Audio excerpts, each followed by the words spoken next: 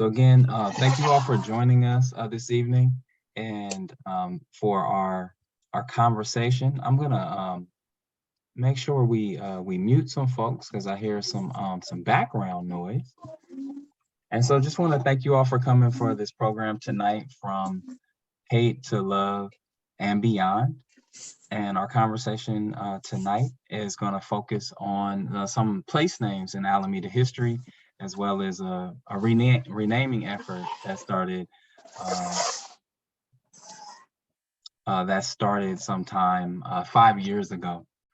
And so, with that, I just want to say we're hoping that our other guests will be able to join us. Otherwise, it'll be an opportunity for us all to have a conversation, and not just primarily between Dennis and myself. My name is Rasheed Shabazz, and I am on the board of directors of the Alameda Museum, and I'm currently the chair of the Exhibitions and Events Committee.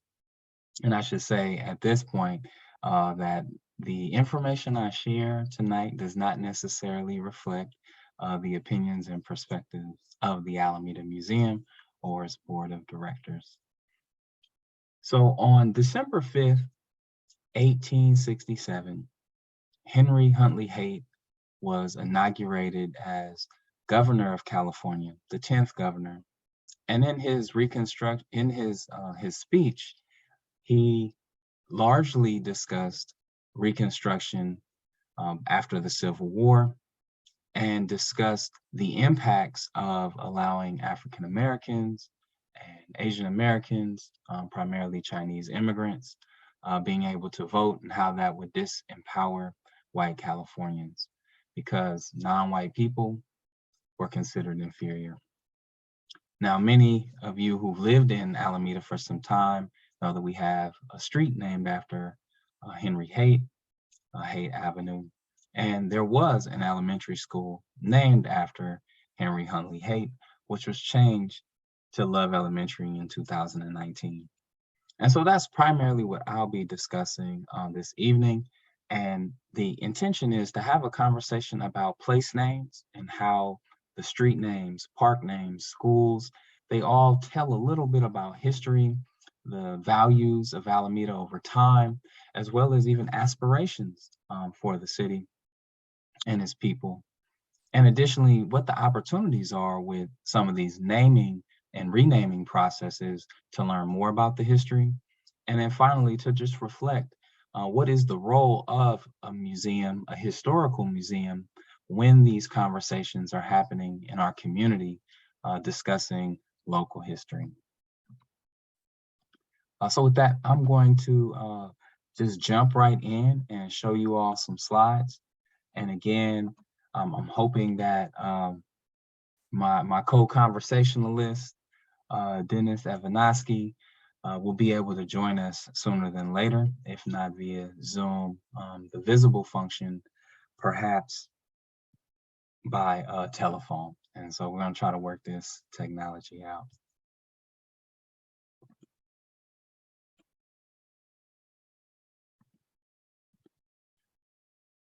All right, just sharing my screen, y'all. Know how fun this technology is. All right, so my remarks today are beyond hate and love, place renaming, and public history in Alameda from 2017 until. So of course it's 2022 right now, but some of these things will continue to have a lasting impact.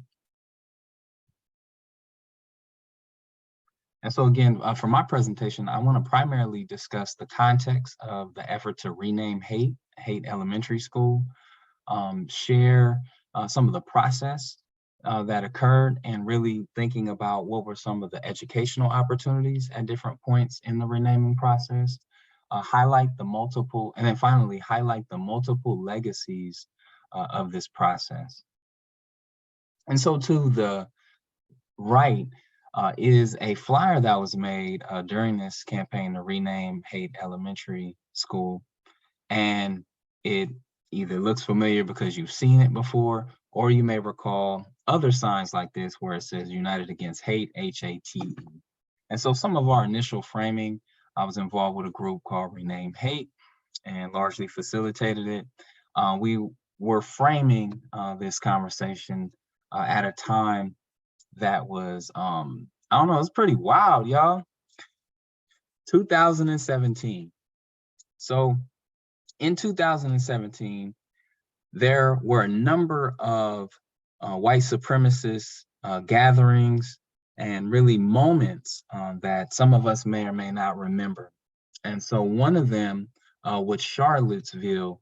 And at that time, there was a large Unite the Right rally, which was focused on opposing the removal of Confederate monuments. And this was happening all throughout the country. And in the Bay Area, the East Bay Express did a series called It Isn't Just the South. Now, because the Confederacy was largely in the southern states, but there's also parallel California in Western history, many of these monuments are located there, but there's also racist monuments in the East Bay. And so that's what the East Bay Express focused on. So the cross in Albany, some of the neighborhood pillars in areas of Berkeley, as well as North Oakland, which reflected restrictive racial covenants, which banned Black and Asian folks from living in those neighborhoods, and even the large Klan gatherings in places like Richmond on McDonald Avenue, as well as the Oakland Auditorium, or later the Henry J. Kaiser Center. And so with this series, they didn't include anything about Alameda. So I was really curious about some of the place names in Alameda. And one I wasn't very familiar with was Henry Haight. And so again, Henry Haight was his 10th governor of California. And there wasn't much listed about him online on the Henry Haight Equals website. And so after a very quick search, I found his inaugural speech. And on December 5th, 2017, I shared this with the Haight Elementary School principal, as well as the PTA, the Parent Teachers Association, and encouraged them, hey, read this speech, and you may want to rename your school, considering that many of the students are the same people that he targeted. And so after that initial communication to the PTA and the principal, and then later the school board and the board of the Board of Education, and the superintendent, in January 2018, family members, largely parents, they started a petition to rename the school. And so they gathered 100 signatures, and then it led to the creation of a renaming committee. The renaming committee engaged in a number of community engagement processes that I'll share, and then ultimately led to the selection of a name that went forward to the Board of Education. And then for about 3 months, there was a public comment period. And then afterwards, in April 2019, the board voted to rename the school. So I'm just going to go through some of these renaming phases with a little bit more information. And again, with this intention of talking about how this effort to rename a school really engaged people around one aspect of Alameda's history. So once the committee was formed, there was a number of parents, alumni, as well as one teacher who joined. And I'm going to pause for one moment because my co-conversationalist has just joined. And so I just want to share some information. Welcome, Dennis. Can you guys hear me? Yes, sir. Sweet. All right, good. Sorry, everybody. I needed to update this thing on my computer and didn't know it, and this is where we are. I'm late, and I apologize. Well, glad you can be here. So I'm just going through a little bit of the history around the renaming Haight, and so okay, I'll let you know when I can. I'll pass it over to you. Sweet. Sounds good. Awesome. And so I'm glad we were able to still sort of make it work, or not sort of make it. We're making it work. Let's make it work. Yeah. So one of the first steps of the committee was to educate folks in the community about Henry Haight, because many people didn't know much about him except he was the governor, or they understood that he was the person who maybe signed the legislation to start the UC. And so after, in addition to engaging in that process, we decided the committee didn't want to just select the name, but we wanted to engage the community and find names that people would want to put forward. And so we developed some criteria, and we used two ways to solicit feedback. So we had an online Google form. So this is essentially a survey where people can input names, their affiliation with the school, and why they thought that the school should have that name. And then we also had a box at the elementary school where people could suggest new names. And again, they would check their affiliation, whether they live in a neighborhood or they were a student, etc. So in that process, there were over 258 names that were submitted. Many of those that were submitted online were racist names. So not only anti-Black, anti-Semitic, anti-gay, there were a range of names that I don't think would be appropriate for an elementary school. And so we gathered all those names. We disqualified those that did not fit that criteria, were not inappropriate, again, that were just some vile submissions and really mocking the process. Those that were of people who were currently alive, because that was against the school board's policy at that time. Additionally, we eliminated names that were submitted that there were already places in Alameda that had those names. And then lastly, names that were not local. And so then we separated those into groups. So names that were for people, names for places, and then principles or approaches to education. And what you can see on this slide, I know it may be busy with a lot of text, but essentially what you see here in these three groupings on the two right columns, these are all the names of people that were submitted. And under that are place-based names. So thinking of Chestnut, because the school is near Chestnut Street, or Mid-Island, because the school is in the middle of the island, or Neptune, which we know is a celestial body, but it also has a history in Alameda because of Neptune Beach. And so we put all of those in those categories, and then finally principles like pride or diversity, and then love.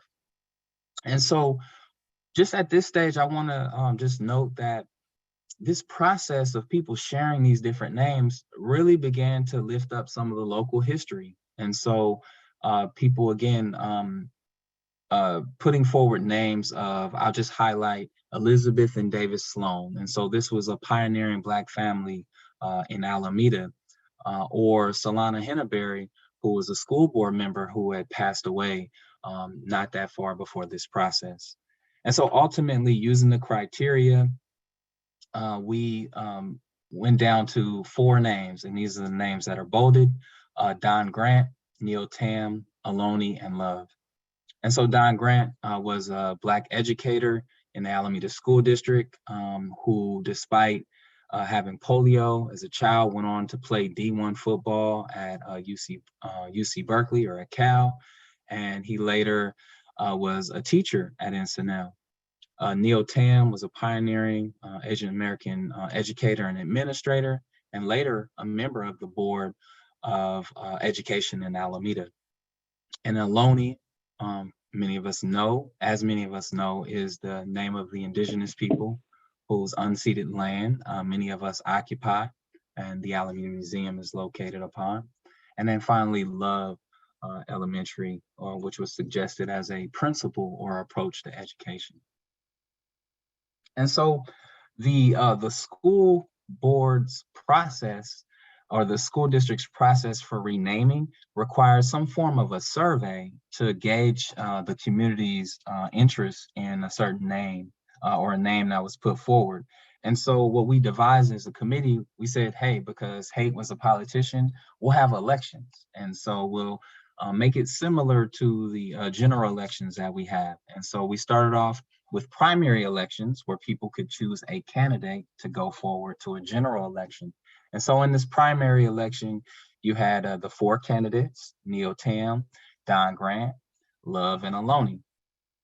And what I just want to highlight, we got the election results and got them by grade as well as by group. So teachers and staff, families, and then all the students together. And what I'll just highlight, looking here on the right, looking at the election results, you can see that there was some diversity amongst the teachers. While a small majority of those voting favored Tam, an identical number wanted Grant and Aloni. Amongst parents, there was similar diversity, but the majority of folks voted for Love. And then similarly, looking at all students, the majority voted for Love, but there was some decent number voting for some of the other candidates. But then when you break it down by grade level, you can see some diversity there amongst the students. And so with the 5th graders, for example, the vast majority or a large majority voted for Don Grant to be the new name, with a significant number voting for Aloni. And then with the 4th graders, again, the majority or the largest number rather, voting for Aloni, and then another large group voting for Grant. And so I think just being able to think about the different grade levels, what may have occurred with different teachers, we can think, and then who's going to be at that school a little bit longer. You can think about what that meant for these different groups of young people as well as for the different groups of adults. Going on to the general election, this is actually something I actually just did this visualization this afternoon. These are the general election results. So after that election, because Love won, it went on to the general election, and there was this effort to do voter education. People discussed the pros and cons of each one. And then you can see what were the results for these young people and families and educators. And so amongst the total altogether, is on the top left, far right bar, you can see the majority voted for Love. But then you can see amongst the staff, it was pretty close. There was actually one abstention that's not included. And I just think it's also interesting because there was a narrative like, these students, oh, they just voted for Love because, children don't know any better.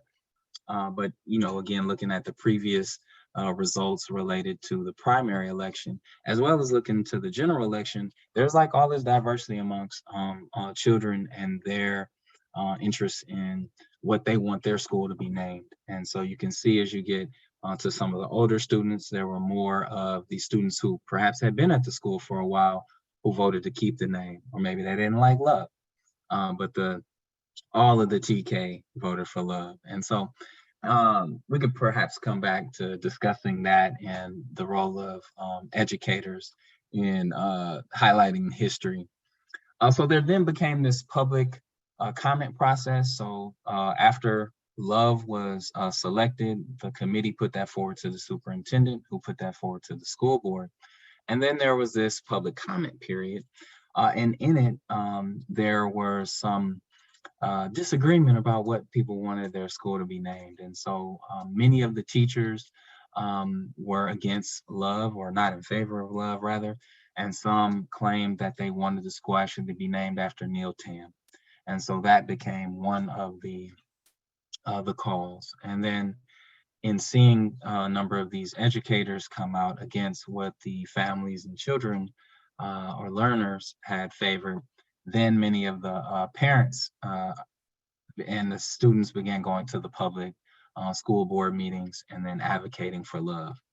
There was also an effort to make Love as something sexualized, which I've written about that elsewhere, and I'm not gonna share my opinions about that framing here this evening. And so despite some of this, in this debate, the school board still voted to rename the school to Love. So just kind of transitioning out and then want to make space for Dennis to share. I just want to again talk about this process and thinking about what the museum and historical institutions, what the role might be during conversations like this. So this top middle slide, this is something that was created at the school. It's a display to share with the school community what the naming process would be. There was a community forum, that's a flyer for it there. There was also a voter guide. So there was a lot of different ephemeral that was generated during this process, from these suggestion slips to the voting ballot to letters to the newspaper. And so all of these things give some insight into what people were thinking about during this process. And so here we are 5 years from it starting, but what becomes the narrative 10 years from now? And so what are the materials and the stories? How do people remember this, as we move forward? And that's one of the things that we thought about during this process. And so I actually want to share one element of this process, and actually a quote from a young person. As part of the process, we had a essay contest, a Rename Haight essay contest. And we asked people, should the school be renamed? Why or why not? And so this is from Maya Nguyen, who was then a middle school student and was the first place winner for the middle schoolers. They write, "It makes me sad that I went to a school named after an individual who would not only not want me to attend, but actually dedicated his career ensuring that I would not have any rights or power to speak. It is bittersweet reflecting on a place where I have such fond memories, but Haight's belief devalue and alienate me as a person and those in my community. I strongly believe in the motto, everyone belongs here, and thus renaming the school is an important step towards showing that as Alamedans, we do not share the same philosophy as Haight." And so I want to highlight this not only because this was an essay contest, these young people wrote this, they were published in the newspaper, but this is just one example of how young people were engaging in this conversation, reflecting from a very personal perspective on something historical. So again, this person being a part of a group that Haight targeted at that time. And so reflecting that this school that they attended would not be a place that he would even want them to be, or to be able to speak out in the manner in which she does by even writing this essay, perhaps. And so I think that was some of the amazing critical thinking that young people were doing at that time throughout this process. And this is one document that reflects that. So there's a few legacies, I think. I think there's multiple legacies of this renaming effort. So first, in the school was renamed. But beyond the outcome of the school being renaming, I think there was value in the process, the various conversations people had, and that's something that may be a little bit harder to measure.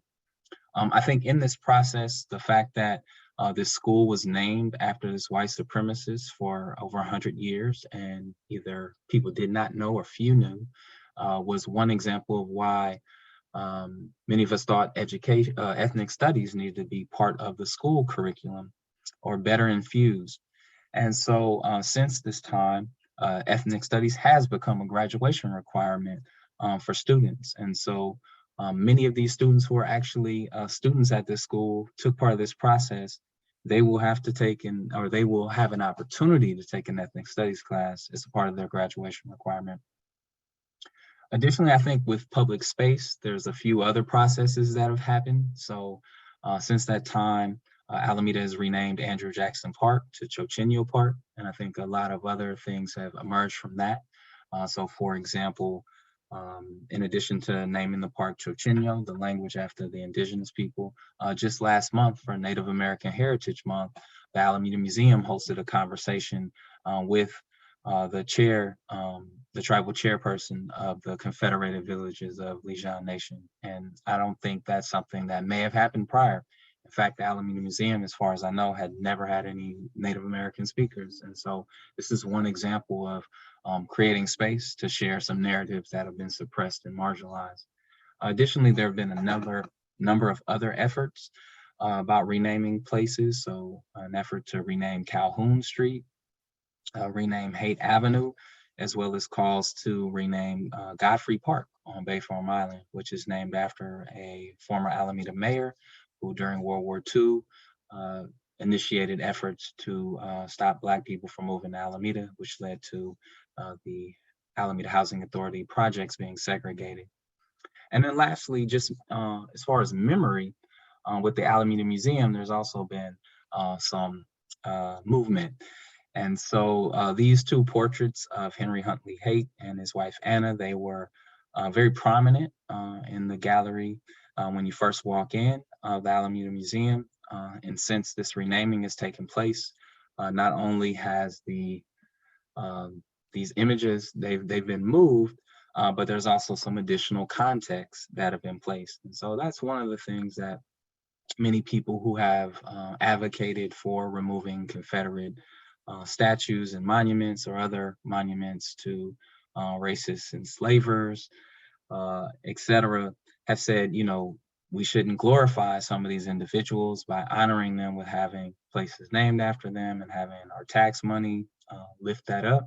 But instead, you know, we remember them through museums with proper context. And so this is one attempt to do that with people here at the Alameda Museum who have since added some context. So I think those are some of the legacies. And then of course, the Rename Haight WordPress website. And so on this website, you can find links to all of the different news articles, as well as the essays that were published, and even a syllabus focused on Henry Haight.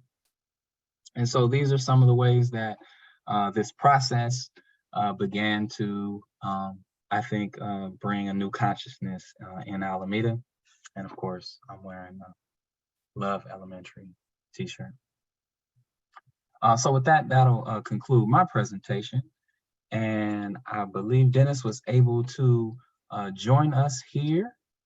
Yeah. And even get— Can you hear me okay? We can hear you, yes. Brilliant. Brilliant. Good, thank you very much. So the issue I wanted to address was having a look at changing some of the names of the streets, and the idea that somehow the names of the streets here in Alameda are permanent, remain permanent, and have always been permanent. And I want to make the argument that that is not the case, first of all. And my favorite example of all this, we had streets in the middle of Alameda on the Fitch Tract, and the streets were named for saints. And there was John, Paul, George, not Ringo, but Mary. So you had a St. Mary Street, a St. John Street, a St. George Street, and not very far away from this neighborhood, the Fitch Tract is now, by the way, Benton, Stanton, Morton, and Sherman, and then Bay was the border. Not very far away from this were German Lutherans, and they got behind the idea of taking the Saint Streets away and simply naming the streets for property owners. And this is what happened with Benton, Morton, Stanton, and Sherman Streets, replacing the Saints' names. So it's really nothing new. And there was actually a movement similar to this of not naming streets that reflected, in this case, a religion. The Fitches were Catholic. It's very common in Europe to name streets for saints, and the Fitches were simply following this idea. And the idea also of not necessarily renaming streets that have been around for quite some time. All the presidents, there's streets in the old town of Alameda, but I call them list streets. They got out a list, and the list, the first list they looked at had the triumvirate on it. And the triumvirate, unfortunately, this is Clay, Calhoun, and Webster. These are the three men in the Senate who advocated the idea of allowing California to skip territorial status and go right into statehood. And this allowed California to have representation in Washington, D.C. and have millions of dollars at that time, which is a lot of money compared to today, into the state. And California was able to skip this. And so we have these three men, the triumvirate, and unfortunately, one of them at the time, Calhoun, he attached something to this bill, which is called the Fugitive Slave Act. And so when the bill was passed, the Fugitive Slave Act was passed with it. And I have always been of the idea that if nothing else, we should change the name of Calhoun Street. And I had the opportunity to speak to a person who lived on the street that agreed with me, but it's more difficult to change these street names than I think is necessary.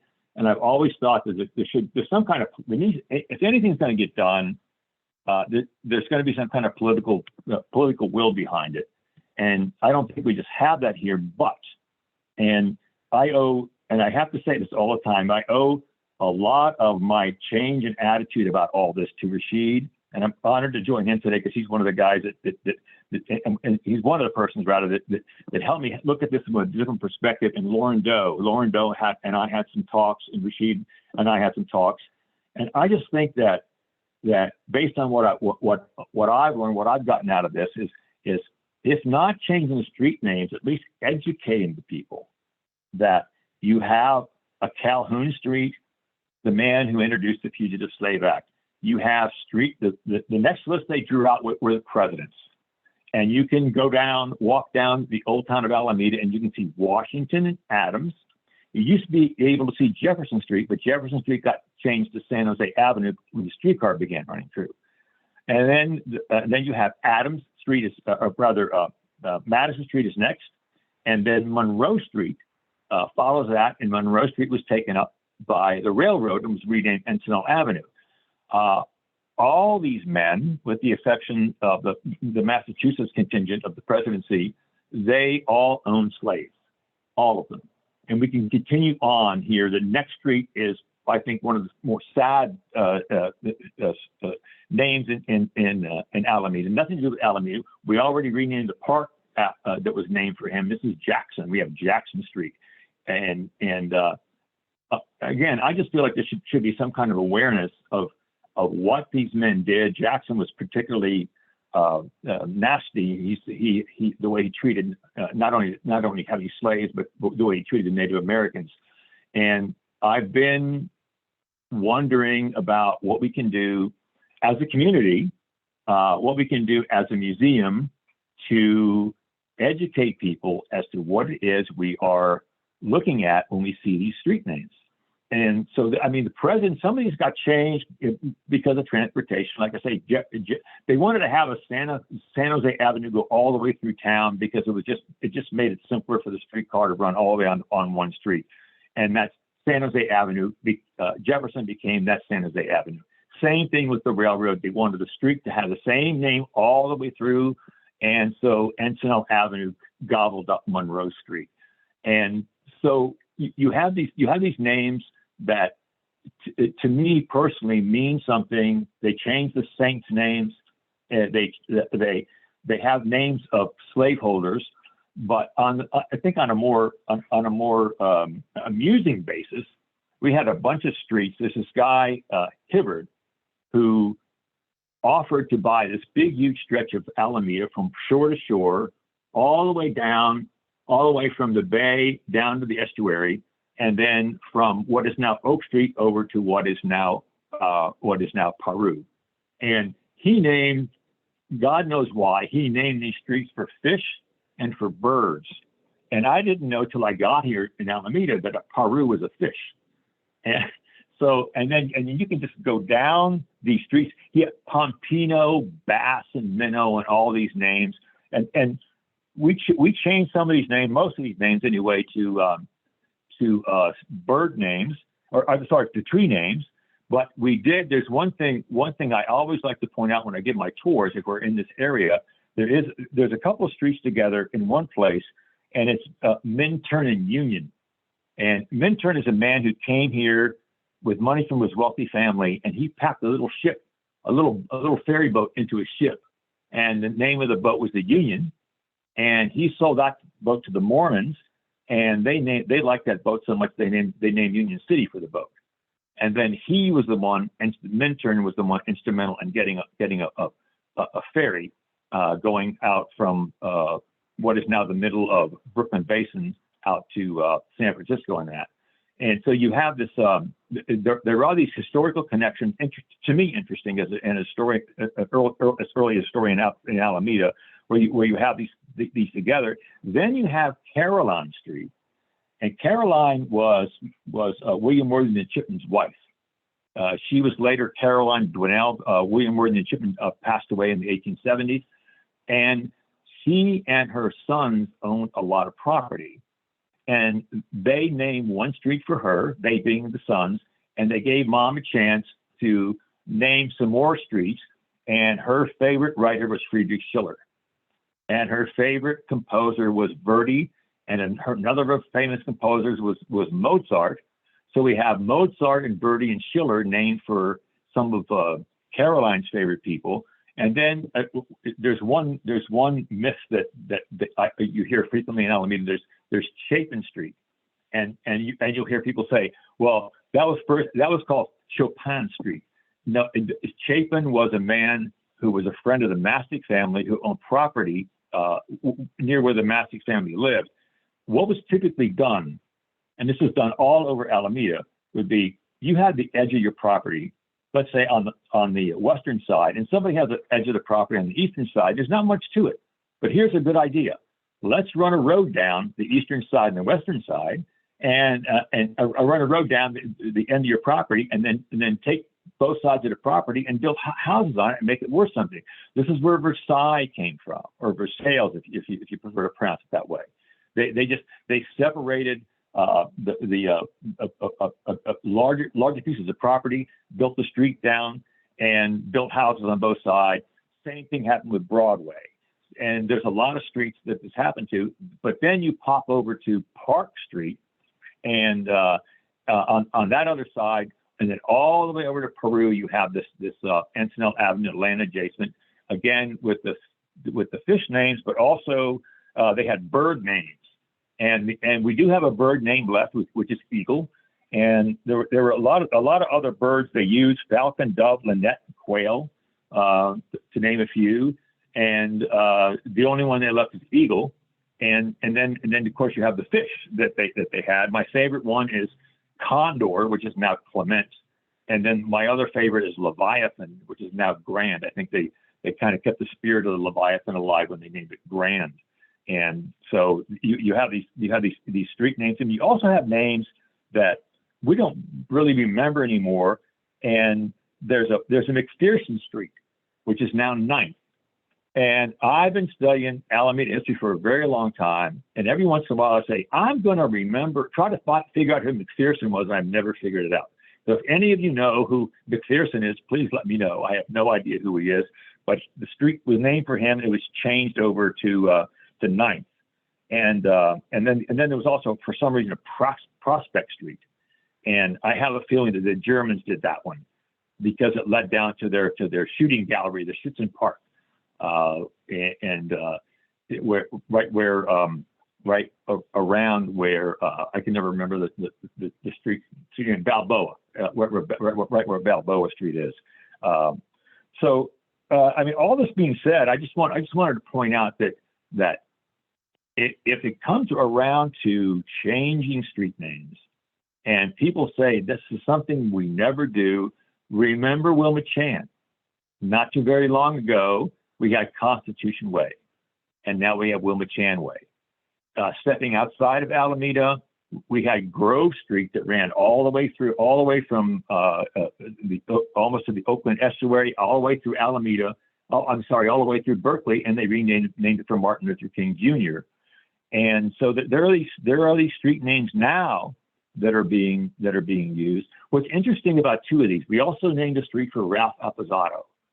And there's an interesting thing about Ralph Apposado Memorial Parkway, and the Constitution Way that is now Wilma Chan Way. These were easy to change for the city because there was no addresses on them. Nobody lived on these streets.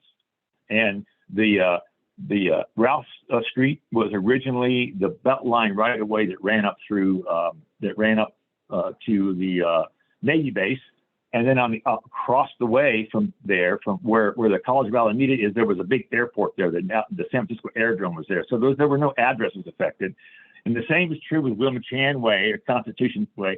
The city bought the old railroad right of way. If you can picture where Constitution Way is, take away the road, and then you have the railroad tracks there that went from 8th Street, and then down and across the Harrison Street Bridge into Oakland. The city spent $1 million on that property, pay the railroad $1 million. Part of the deal, the railroad took the tracks up, and better part of the deal for Alameda was that's Route 61, which is a state highway. So the construction of what is now Wilma Chan Way was done or paid largely for by the state of California because of 61. And so you have all of these interesting stories in the past about how streets were named. By the way, there was we have a Park Street in the old town of Alameda. We had a Park Street, and we couldn't have that.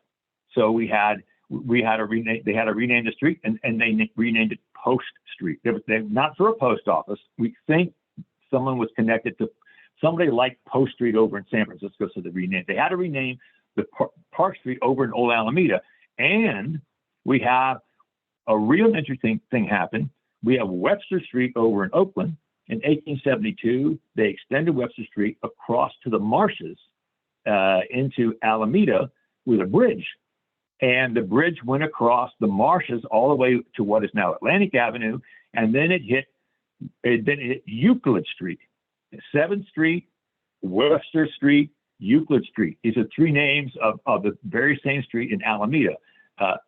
You know what happens is there's a spare street somewhere, and in step the surveyors and the civil engineers, and their patron is Euclid.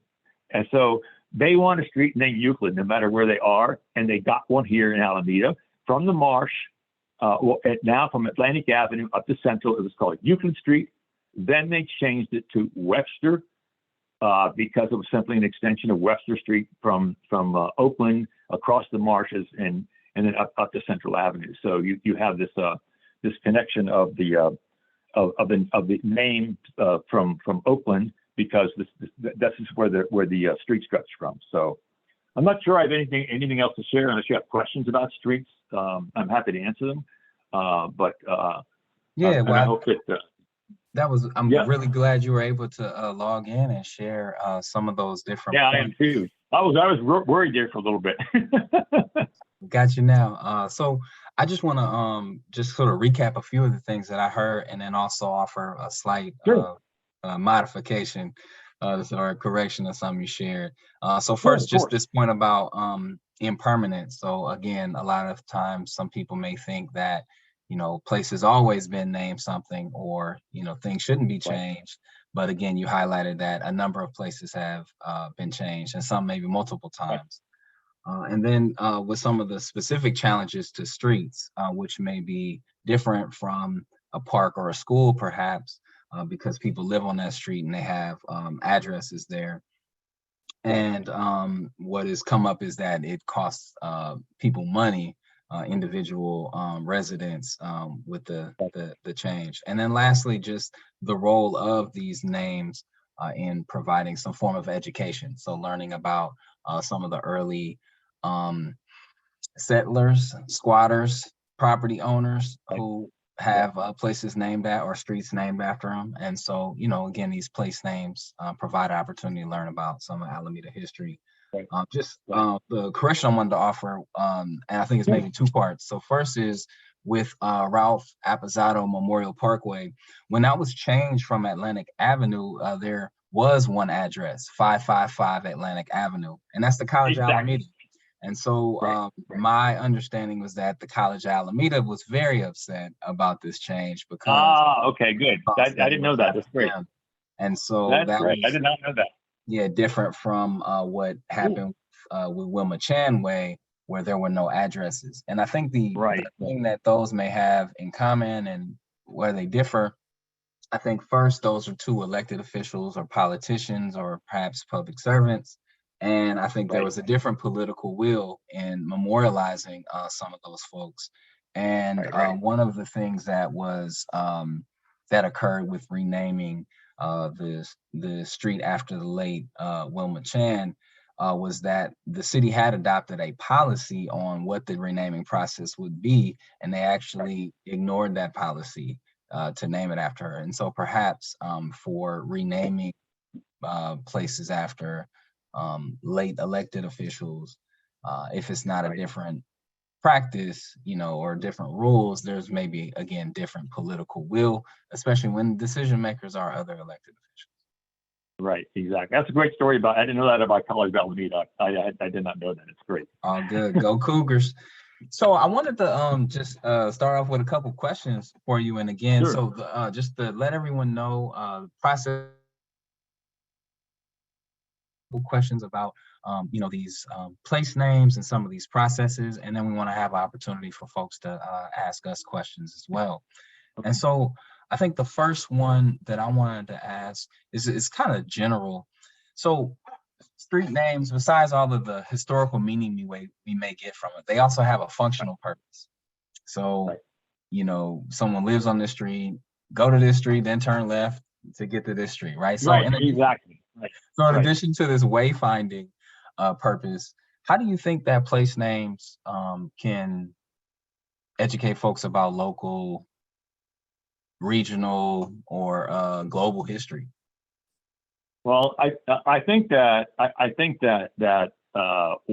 one way to do this, and I've given this some thought, is separating out by explaining part of Alameda's history by separating these street names and how they functioned at the time. And my favorite example is supposedly, and I need to look into this some more, but I really do believe this is correct, the German Protestants moving in very, very near the Fitch tract, and then not liking the saints' names, and then just simply naming the streets for property owners. And this shows a little bit of, in my mind, the history of one group stepping in and taking over another group's names or beliefs or whatever you want to say. The Fitches were gone, by the way, by the time the German Protestants did this. So the Mary Fitch and the family they all went to Mountain View Cemetery. Let's put it that way. By the time this all happened, but I also would like to see. And as a newspaper person, I can do this, and I do give a lot of walking tours. And on my walking tours, I don't do this, and I should pay more attention to explaining the groups of street names and what they mean and how they once. I think the older the street name is, the less it affects us. But that doesn't mean that we can't bring this up and talk about. In particular, I mean, to me as a historian, things like Minturn and Union, they have no idea that Minturn bought a little ship called the Union here, and Union City's named for the Union. And this is kind of a fun thing for me. But on the other hand, these street names can play a role other than waymarking, as you say, by just you could actually separate Alameda into little pieces and then look at these street names as just where they are. The old Fitch tract, which is now the Benton, Morton, Stanton, and Sherman Street, or some of these older tracts where the names were chosen. St. Charles Street, but I don't know why it was chosen that way. Usually I got a cough. So largely separating these out and then using them for education purposes, I guess. Yeah, that makes a lot of sense. I think about my neighborhood where on the West End we have a street, we call it Pogie, but I was told Right. by an older person in the neighborhood it was named Poggi, apparently after a woman who had passed away.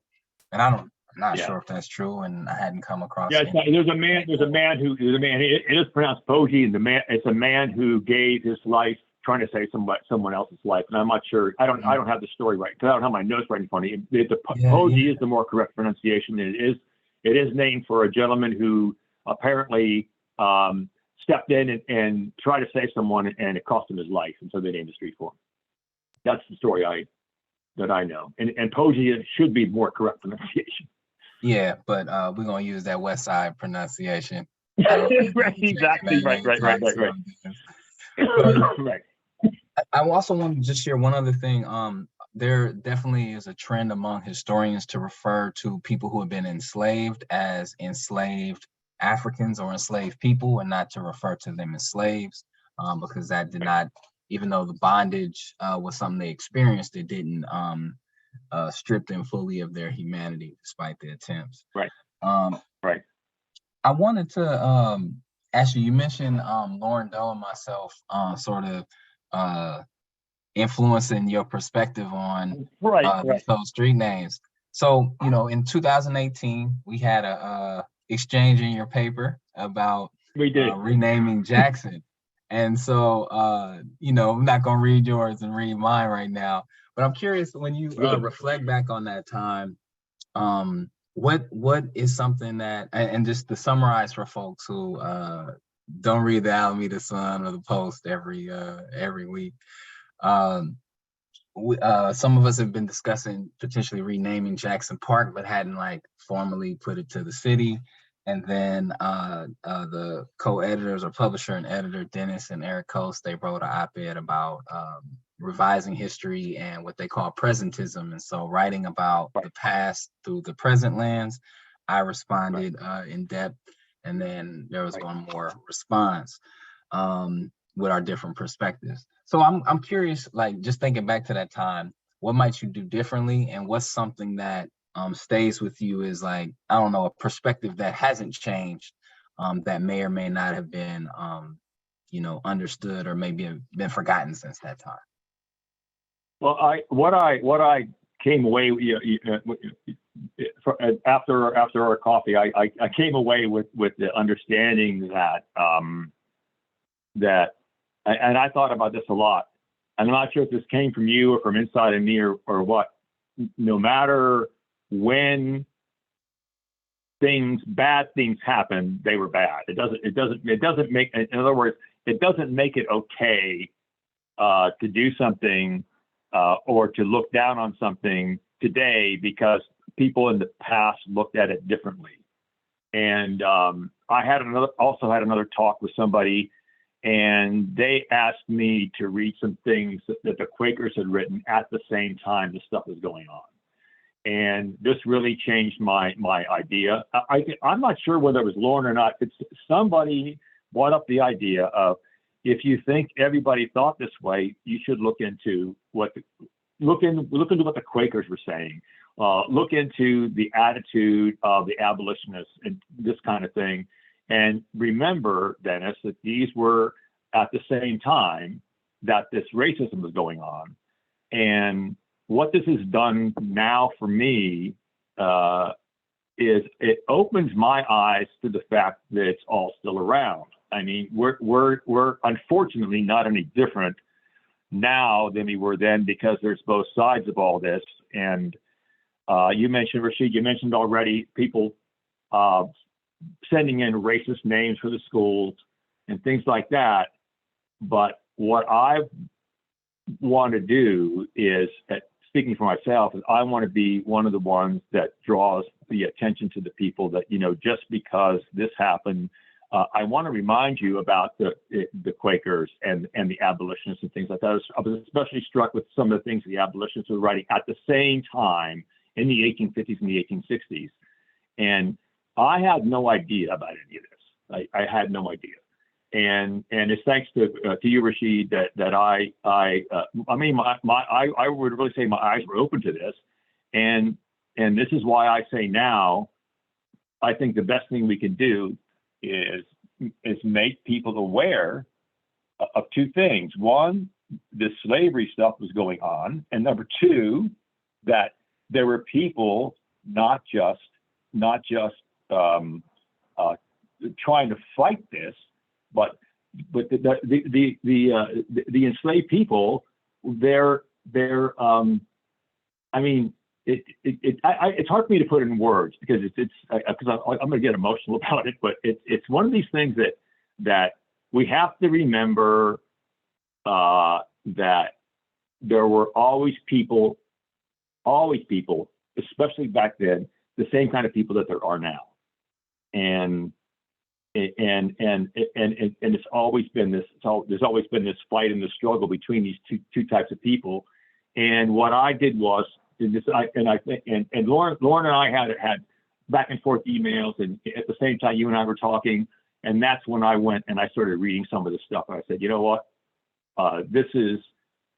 it's more correct to say that there were the same things going on then against the enslaved people as there are now that are trying to change these names. I think changing these names is a good idea. I was delighted when they renamed Jackson Park, and I'm just wondering about the street names. I especially wonder about Haight Avenue. He lived down there, so that's why they named the street. But I've mentioned Haight Avenue on one of my walking tours, and somebody got mad at me because they lived there and they didn't want the street name changed because it was a little bit too much trouble for them, that kind of thing. So, Yeah. Well, I appreciate that point, and if you got some tea, I'm sipping mine over here. Oh no, yeah, I got the last of my coffee, and I got over this thing, and I don't have any coffee. I usually have cough drops, and I don't have any. I apologize for all the coughing.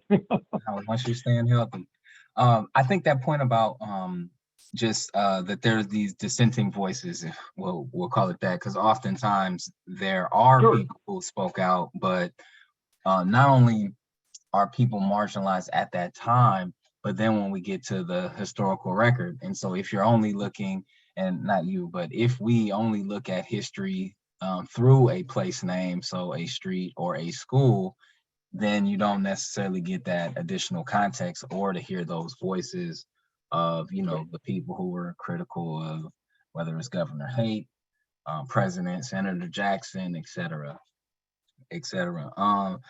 I wanted to just say, if you have any questions you want to ask me, go for it. But we're also gonna shortly, we want to open it up for the community to ask questions of us as well. Yeah, Rasheed, the only question I have is and this is speaking for myself. I want the question boils out: what can I do to help?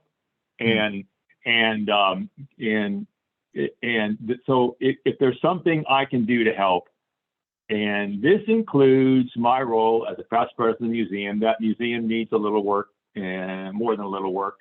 I have some great ideas from other museums as to what can be done without any objects.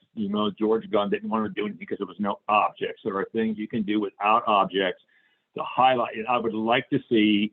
So I guess my question is, can we move forward and be able to see the museum look at everybody instead of just the 19th century white people? And I know, they opened it again. There's this wonderful maritime museum over in San Francisco. And I'm not talking about the one where the big building is. I'm talking about the one on Haight Street, and they closed it because of the COVID, and they opened it again. And they have a wonderful way there of showing the past without a single object.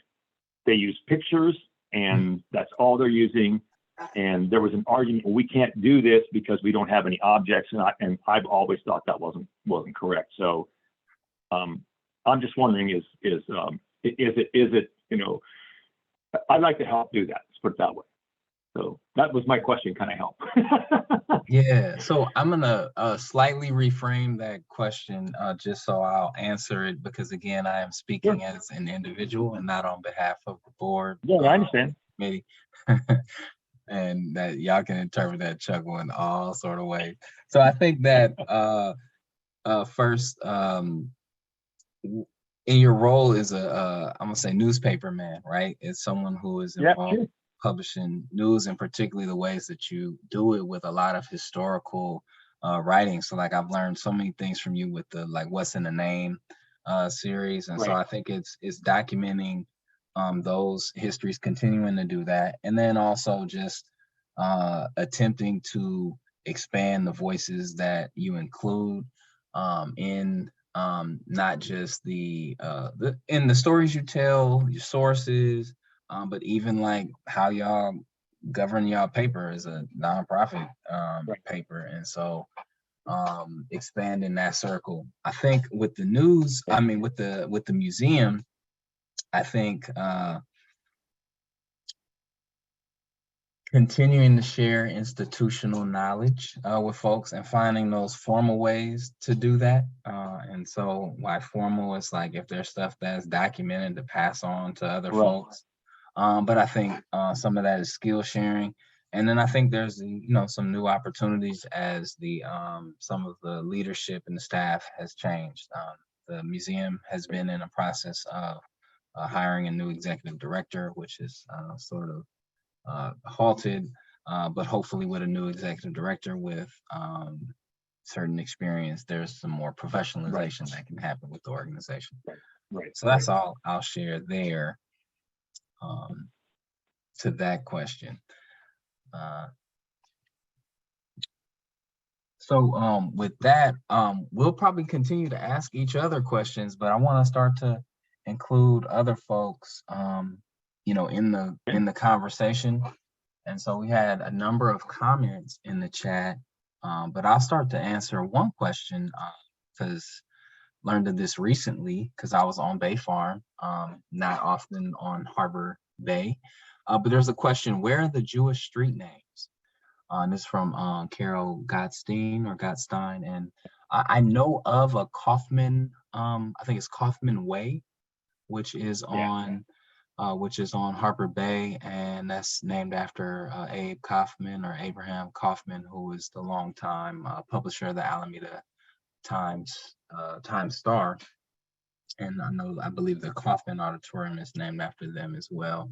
Correct. Yes. Yeah. But beyond that, I don't know of any others. Yeah. There aren't any. One very interesting Jewish family that came here and has no street name for them are the Cohens. Mm-hmm. They were very interesting family from London, a very influential family, Jewish family in London, and they two of the boys in the family, two of the sons in the family decided to come to the United States, and they being British citizens, they went to Nova Scotia first, and then they ended up in California. But A. Cohen is a very prominent Jewish contributor to this community, and yet there's never been a street name for him. Unless I'm missing something, I don't think there is. Yeah. So I mean, Cohen is an example. Yeah, in 2017, or maybe it was 2018, at a talk by Woody Miner about Fernside, he stated that uh, the uh, the reason why no streets were named after them was anti-Semitism. He didn't share what the Yeah, source yeah, was, but that's something he shared. For me, right, my understanding, so not to connect that thread, but to or to make that point related, but the stuff I know about that family is primarily related to land ownership and, the descendants of right, A.A. Cohen being involved with creating the restrictive covenants at Fernside Marina and for also sure. the Fernside Yes, tract. yes, And so, again, not necessarily A.A. Cohen, who people had some different critiques during the Andrew Jackson Chochenyo Park right, renaming piece. But right, right. just that's the only information I have about them. So I am curious, like, if that was the case, like, what, how's that known? And and then how do you, especially when people have maybe these not contested legacies, but someone who's a consequential figure in Alameda history for multiple reasons, like when and where you name things after them. Right. If are the oh, sorry, go ahead. No, I was going to say, I just understand that nobody named anything for the family because they didn't like the family, because they just kept off by themselves and really didn't want to have anything to do with the family. They didn't want to pay any taxes to the city. Ironically, one of the things that happened to them was they didn't want to pay any taxes. It was for the fire department. And then one time the water company got permission from Mrs. Cohen after A.A. Cohen died to lay some pipe through her property, and they gave her a choice between a couple of fire hydrants and $100 a year, and she took the $100 a year, and the property burned to the ground. Wow. No fire hydrants. This is that large property that the A.A. Cohen became Fernside. Right. A huge mansion, the biggest, hugest mansion in all of the East Bay. So impressive that Hopkins hired his architects to build the Hopkins mansion up on Mount Hill. So the same guy, Wright and Sanders, did the Hopkins mansion, did A.A. Cohen's mansion. Amazing house.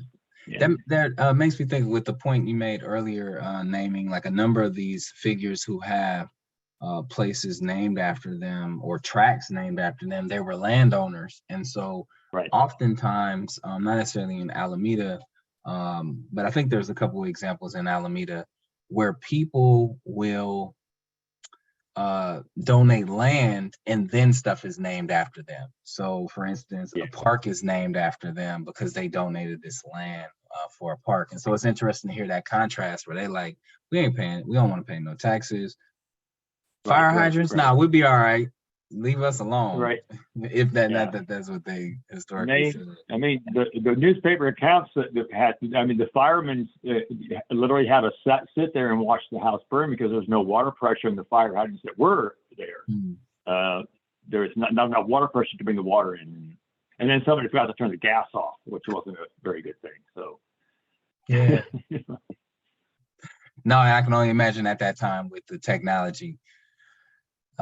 So we have one more question, and again, want to just encourage folks, if you have a question you'd like to ask about either a specific street name or again the role of the museum in sort of lifting up some of this history about place names, you're welcome to add it to the chat or raise your hand and unmute. So we have a question from Savannah Cheer. It's about speaking about some of these figures, so these historical individuals. They write, I'm wondering if Alameda has ever had an exhibit on telling a full history of such figures, something along the lines of, here's the full story on blank. So Haight, or something about the Fernside, etc. Right. In my opinion, this is the way to do it. And you pick one of these, even things that will surprise people, that pick one of those presidents down there and tell the full story, and you'll be totally amazed that my favorite guy, as far as being very evil, is Thomas Jefferson, and I think it's kind of funny that there was a Jefferson Street and a Jefferson Avenue in Alameda, and both lost their names. A stretch of Jefferson Avenue became Central, and I already mentioned Jefferson Street became San Jose Avenue. And so we don't have Jefferson to kick around, but if there was somebody to kick around. But I mean, you can take anyone. Jackson is my favorite person to point out. If you knew everything about him, you change the street name the next day. But I mean, the things he did, both to the enslaved people and especially to the Native Americans, that march.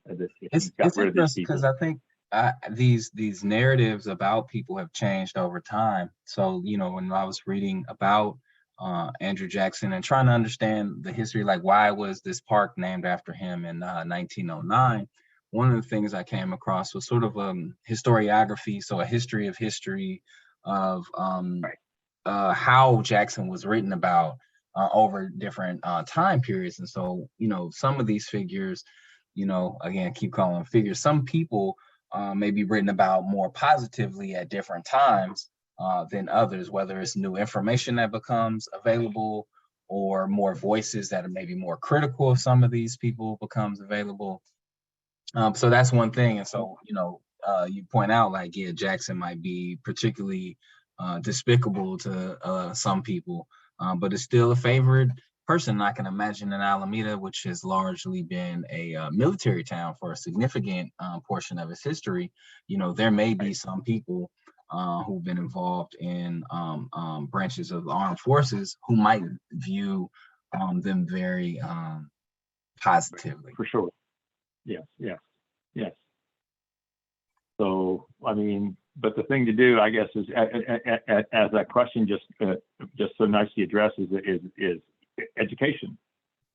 Well, pick one, and I can do that. Pick one of these street names and tell the whole story about it. Yeah.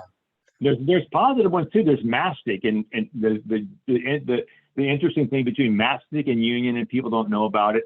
And then a long time ago, I'd say maybe 10 years ago, I wrote of this connection, Mastic and Union connection in the paper, and then the Mastic, I'm sorry, not Mastic, the other family's connection with the Union, the ship, the Union, and the family actually wrote me from, somebody sent them the story, and they actually wrote me to thank me from wherever they are in Massachusetts, wherever they are, New York, wherever it is. So I think it's time maybe to pull out a couple of those, I do these things called What's in the Name and with the street name. I think it's a good idea maybe to make these stories a little bit longer and tell the full story as the question addressed. Yeah, and I think to a question you asked earlier, and I think again it becomes a different kind of political will. I think about historical institutions and the capacity to tell stories in different mediums. So, for example, there's a few, your comments about, you've written these stories, they appeared in print, they appear online. What are the other ways that can be available? And so, there are historical plaques throughout Alameda. Yet it's still a small, it doesn't, it's only so much information you can put on something as finite as a, whatever size plaque. And then one thing that, two different ways people are starting to augment that is, one is the reuse of QR codes. And so having these things link to media online, which can be multimedia. So whether it's additional images or photos, or it may be audio or just additional text. Another thing. Oh, go for it. No, I was going to say we've actually talked. When I say we, and not just here in Alameda. I'm an Oakland boy. I must confess, and I do a lot of Oakland history. We've actually thought about starting out with QR codes taped to something that would show a then and now shot. A picture of what this used to look like when you're facing that way. And there's a particularly interesting thing here where the Methodist Church started a school. The College Avenue is named College Avenue because there used to be a Methodist school there. And then there's a picture of the school with the Methodist Church steeple in the background. Yeah. And based on that picture, we discovered exactly where the school was. And I thought, boy, I want to get that picture, explain it, and do a QR code somewhere. And believe it or not, now, since I've talked about this, there's a lady who has a house right there, and she says, you can use my yard for it. Yeah. Wow, that's amazing. Yeah. It's pretty cool. But yeah, I mean, there's another street named College Avenue. What is that doing in Alameda? There wasn't a college there. Yes, there was. A Methodist had a college there. Oh, you're talking about it now. I thought you were talking about it in Oakland. So that's over there. No, it's College Avenue in Alameda.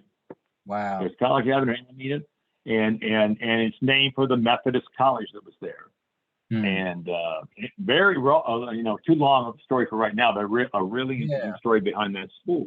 So, but I thought about that QR code where there's a picture of the school and the steeple off in the background, and based on that picture, we know exactly where the photographer was standing, and do a QR code and just put it there and swipe your phone, and you can see the picture.